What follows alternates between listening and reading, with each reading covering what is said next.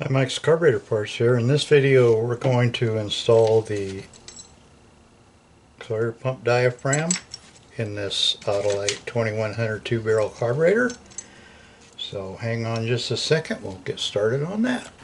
So for the accelerator pump, first we need to put in the intake check, and that's it right here. We call it an umbrella, and you put it through the hole here and pull it through like that. Now, if you leave it like this, it may get in the way of the float.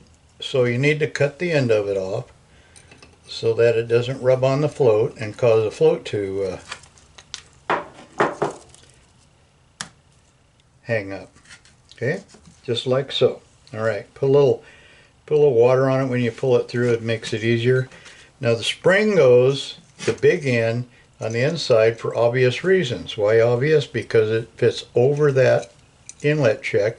The small end would inhibit how it works. So we're going to do it like so, and then we're going to put the diaphragm on it as soon as I find it.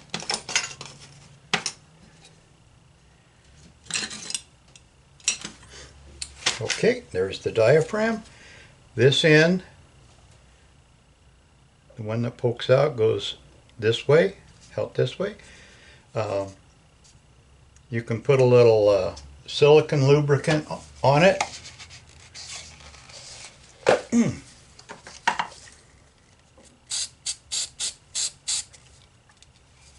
Okay, that helps keep it pliable. Gas doesn't have the lubrication it used to. So it goes on just like this. There's no gasket. The diaphragm acts as a gasket. And then you put the cover on like so. Now on a few of these, there's a stud, an additional stud you may have to add to it to get it poke out to where it's supposed to. So that's very few cases. Now be sure you put lock washers on these screws.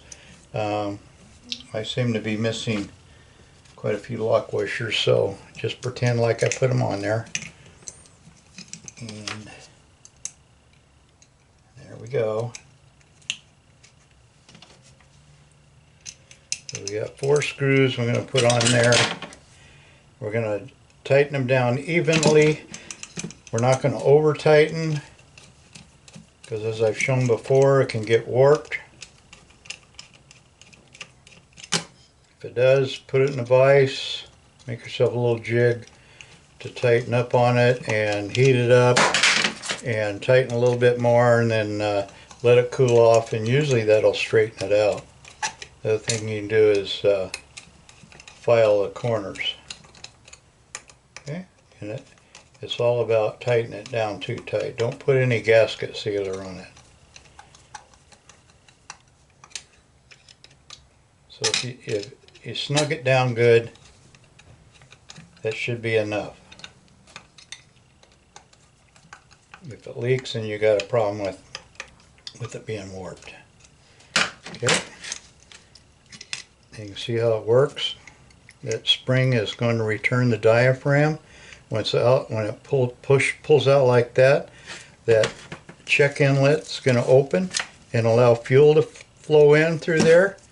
And then when you pump the gas, it's going to cause that check inlet to close and cause gas to go out through the main discharge right here.